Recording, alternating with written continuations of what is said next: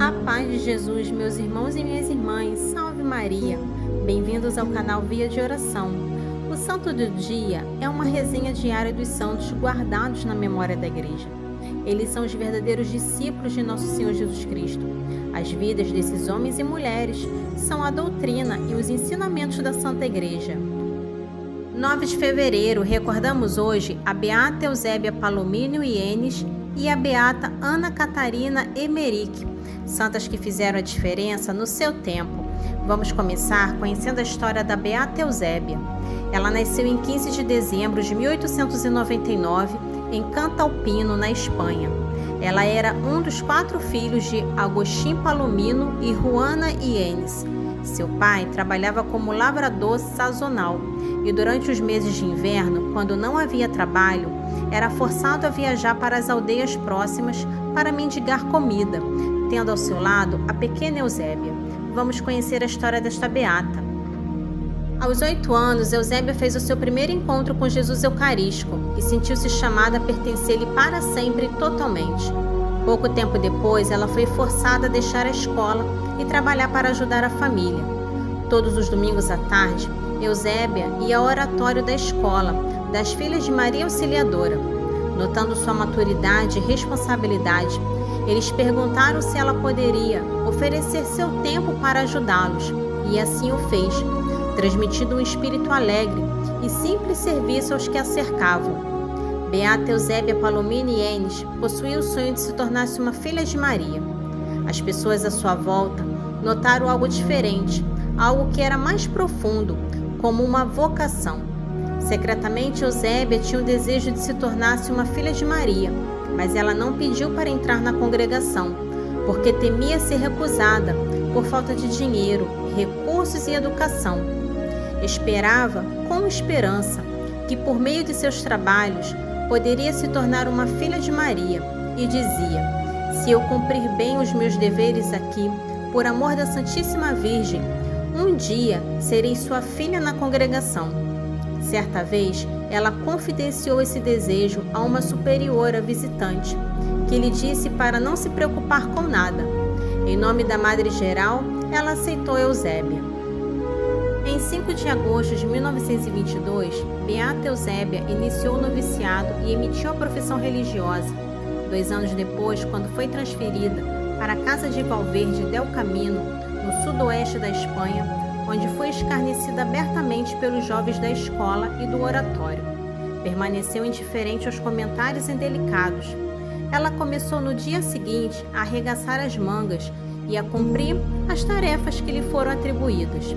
Não demorou muito para que as crianças fossem arrebatadas pelas histórias que ela contava sobre a vida dos santos e dos missionários, bem como as anedotas de São João Bosco.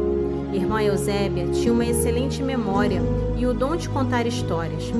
Embora Irmã Eusébia não tivesse formação em doutrina teológica, seu coração estava cheio da sabedoria de Deus e ela arranjava tempo para todos. No início da década de 1930, começaram as tensões e perseguições contra a Igreja Católica na Espanha, e Irmã Eusébia mais uma vez se colocou à disposição para ajudar. Dessa vez, ela se ofereceu como vítima a Deus pela salvação da Espanha. Sua oferta foi aceita. Em agosto de 1932, uma doença misteriosa a atingiu. Os médicos não conseguiram diagnosticar esta doença. Sua asma, que sempre foi leve, agora piorou e aumentou seu sofrimento. Irmã Eusébia faleceu no coração da noite entre 9 e 10 de fevereiro de 1935. O eco das vozes dos municípios de Valverde podia ser ouvido após sua partida. Morreu uma santa. Que possamos pedir a intercessão dela. Amém. Neste dia também recordamos a Beata Ana Catarina Emerick, religiosa coxina estigmática, filha de camponeses pobres, mas piedosos. Nasceu numa aldeia próxima à Alemanha, no dia 8 de setembro de 1774. Foi batizada no mesmo dia e morreu no dia 9 de fevereiro de 1824, na localidade de Dumem. Vamos conhecer mais sobre a história da Beata. Desde a primeira infância, não cessou de receber do céu uma direção superior. Via frequentemente o anjo da guarda e brincava com o menino Jesus nos prados e no jardim. A Mãe de Deus, a Rainha do Céu, apresentava-se muitas vezes e também os santos lhe eram bons e afetuosos amigos. Quando era criança, falava com toda a simplicidade dessas visões e fatos íntimos, pensando que as outras crianças vissem e experimentassem o mesmo. Vendo, porém, que se admiravam das suas narrações, começou a guardar silêncio, pensando que era contra a modéstia falar dessas coisas. Ana Catarina tinha um gênio alegre e amável. Andava, porém, quase sempre calada e recolhida. Os pais, julgando que fosse por teimosia, tratavam-na com bastante rigor. Ela conta mais tarde: meus pais muitas vezes me censuravam, mas nunca me elogiavam. Como, porém, eu ouvisse outros pais louvarem os filhos, julgava-me a pior criança do mundo. Era, contudo, de uma grande delicadeza de consciência. A menor transgressão afligia tanto que lhe perturbava a saúde. Quando fez a primeira confissão, sentia tanta contrição que chorou alto e foi preciso levá-la para fora do confessionário. Na primeira comunhão, cheia de ardente amor, ofereceu-se de novo, sem reservas, ao seu Deus e Senhor. No auge da mocidade, dos 12 aos 15 anos, Catarina trabalhou como criada em casa de um parente camponês, pastoreando rebanhos. Depois voltou à casa paterna. Certa vez, trabalhando no campo, ouviu ao longe o toque lento e sonoro do sino do convento das Anunciadas, em Coisfield. Contava então 16 anos apenas. Sentiu-se tão fortemente elevada com a voz daqueles sinos que lhe pareciam mensageiros do céu, convidando-a para a vida religiosa, e tão grande lhe foi a comoção, que caiu desmaiada e foi levada para casa, onde esteve por muito tempo adoentada. Para conseguir mais facilmente admissão no convento, foi durante 3 anos trabalhar na casa de uma costureira em Coisfield, economizando assim cerca de 3 libras inglesas. Depois se mudou para a casa do piedoso organista, esperando que, aprendendo a tocar órgão, se lhe facilitasse a entrada para um convento. Mas a pobreza da família inspirou-lhe tanta compaixão que, renunciando a tocar órgão, trabalhava na casa como criada, dando até as suas economias para aliviar a miséria do lar. Deus deve ajudar agora, disse depois a mãe, dê-lhe tudo. Ele saberá socorrer-nos a todos. O bom Deus não deixou de ajudá-la, ainda que Ana Catarina, só com 29 anos, visse realizado seu desejo de entrar para um convento. 4 anos antes, recebeu da bondade de Deus uma graça especial. Estava de joelhos na igreja dos padres jesuítas em Coisfield, meditando e rezando diante de um crucifixo. Então vi, conta ela mesma, vindo do tabernáculo, onde se guardava o Santíssimo Sacramento, o meu esposo celeste, em forma de um jovem resplandecente. Na mão esquerda trazia uma grinalda de flores, na direita uma coroa de espinhos. Apresentou-as ambas para eu escolher. Tomei a coroa de espinhos. Ele a pôs na minha cabeça e eu a apertei com ambas as mãos. Depois desapareceu e voltei a mim, sentindo uma dor veemente em torno da cabeça. No dia seguinte, a minha testa e as fontes, até as faces, estavam muito inchadas e sofria horrivelmente. Essas dores e a inflamação voltaram muitas vezes. Não notei sangue em volta da cabeça, até que as minhas companheiras me induziram a vestir outra touca, porque a minha já estava cheia de manchas vermelhas, ferrugentas. Como Ana Catarina não tinha mais dote, ficaram-lhe fechadas as portas dos conventos, segundo o pensamento dos homens, mas Deus ajudou-a como esperava. Clara, a filha do organista, sendo também organista perfeita, foi de boa vontade recebida no convento das Agostinhas. Porém, declarou então que deixava entrar a filha somente sob a condição de que admitisse também Ana Catarina. Em consequência disso, entraram as 2 jovens para o convento em 18 de setembro de 1802. O tempo do noviciado foi para Ana Catarina uma verdadeira escola da cruz, porque ninguém lhe compreendia o estado da alma. Sofria, porém, tudo com paciência e amor, observando conscienciosamente a regra da ordem. No dia 13 de novembro de 1803, um ano depois de começar o noviciado, fez os votos solenes, tornando-se esposa de Jesus. O esposo divino cumulou-a de novas e abundantes graças. Apesar de todas as dores e sofrimentos, disse ela, nunca estive tão rica no coração. Minha alma transbordava de felicidade. Eu vivia em paz, com Deus e com todas as criaturas. Quando trabalhava no jardim, vinha alguns passarinhos pousar sobre minha cabeça e meus ombros e cantavam juntas os louvores de Deus.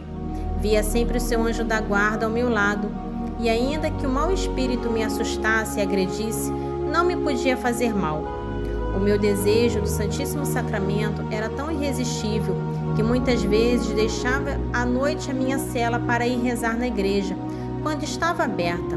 Se não, ficava ajoelhada diante da porta ou perto do muro, mesmo no inverno ou prostrada no chão, com os braços estendidos em êxtase.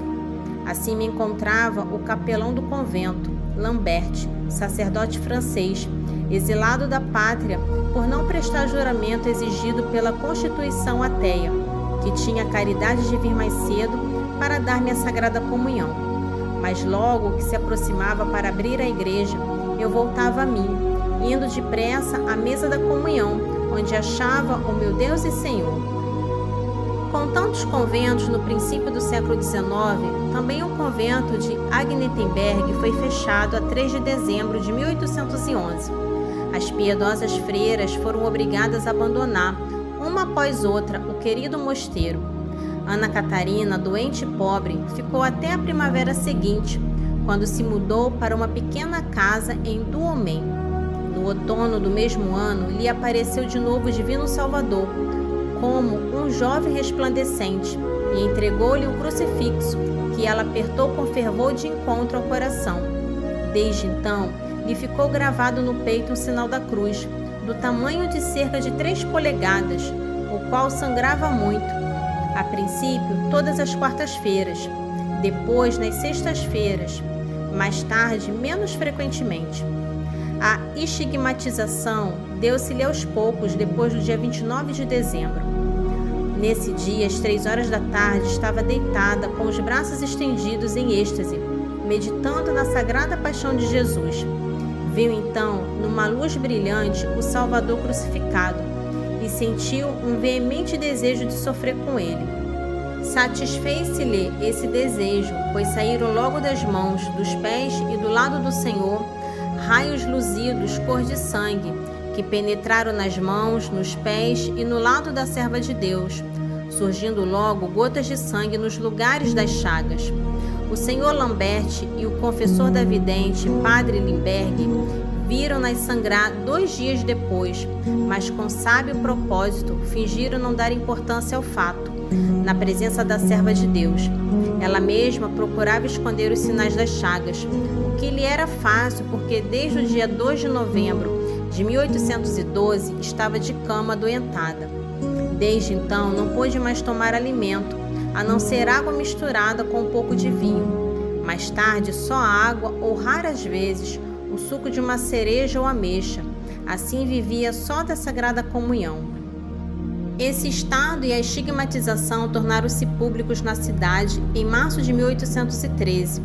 O vigário de Douaumont, mas o padre Renzig, encarregou 2 médicos, como também o confessor, de fazerem um exame das chagas, que frequentemente sangravam.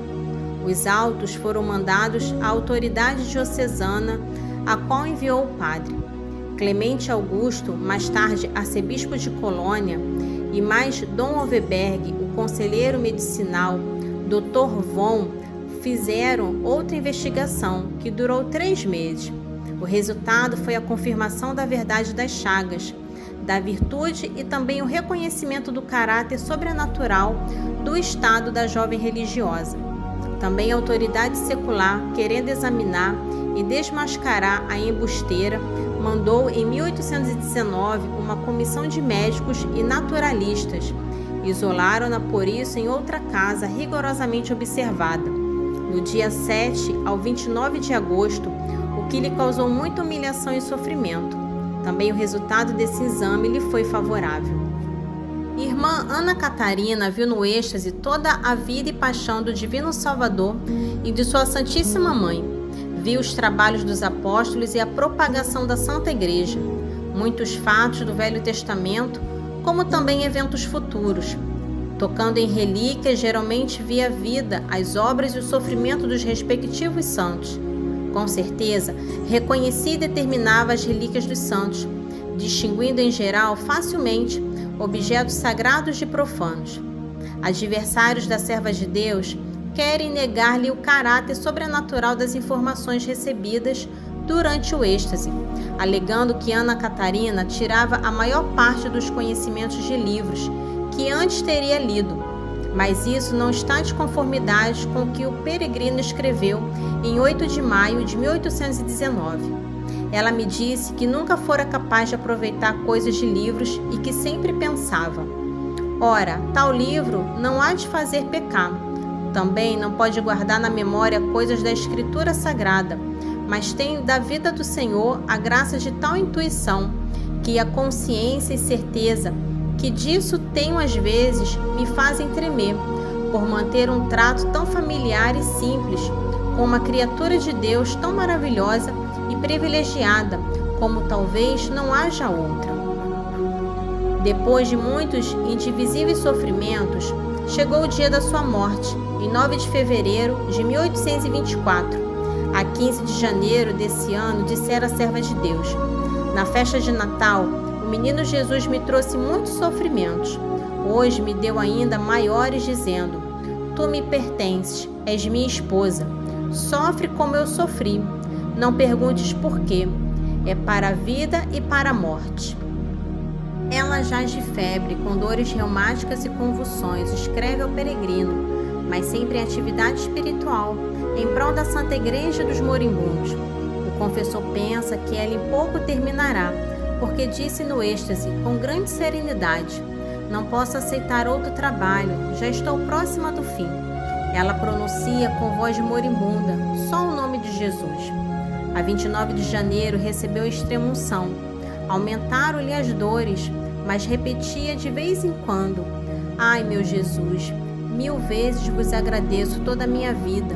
Não a minha vontade, mas a vossa seja feita. Jesus, para vós morro. Senhor, dou-vos graças. Não ouso nem enxergo mais. Quiseram mudar-lhe a posição para aliviá-la, mas Ana Catarina disse: estou deitada na cruz, deixe-me, em pouco acabarei. Recebeu mais uma vez a Sagrada Comunhão a 9 de fevereiro. Suspirando pelo Divino Esposo, rezou diversas vezes: ó Senhor, socorrei-me, vinde, meu Jesus. O confessor assistiu à moribunda, dando-lhe muitas vezes o crucifixo para beijar, e rezando preces pelos moribundos. Ela ainda lhe disse: agora estou tão sossegada, tenho tanta confiança, como se nunca tivesse cometido pecado. Eram justamente 8 horas da noite, quando exclamou 3 vezes gemendo: ó Senhor, socorrei-me, vinde, ó meu Senhor. E a alma pura voou-lhe ao encontro do Esposo Celeste, para permanecer como esperamos confiadamente, eternamente unida com Ele, na infinita felicidade do céu. Com grande concorrência do povo, foi sepultado o corpo da serva de Deus, no cemitério de Dueme, onde jaz ainda. Na noite do dia 21 e 22 de março de 1824, foram abertos o sepulcro e o caixão, em presença do prefeito da cidade e do delegado de polícia. Viu-se que a decomposição ainda não tinha começado. Uma segunda abertura do sepulcro foi feita no dia 6 de outubro de 1858, pela autoridade eclesiástica. Que possamos pedir a intercessão desta santa. Amém. Para conhecer um pouco sobre a vida dos santos, se inscreva no canal, curta e ative o sininho para receber as notificações. Os santos são obras-primas de Cristo e nos levam por suas preces a Deus. Oração do dia. Fiel imitadora de Dom Bosco e amante da juventude, rogai por todos os jovens da minha família e comunidade. Conduzi-os ao encontro com Jesus, de forma que sejam impactados por sua presença. Sede também uma mãe espiritual para nós. Amém. Beata Eusébia Palomino Inês, rogai por nós. E Beata Ana Catarina Emerick, rogai por nós.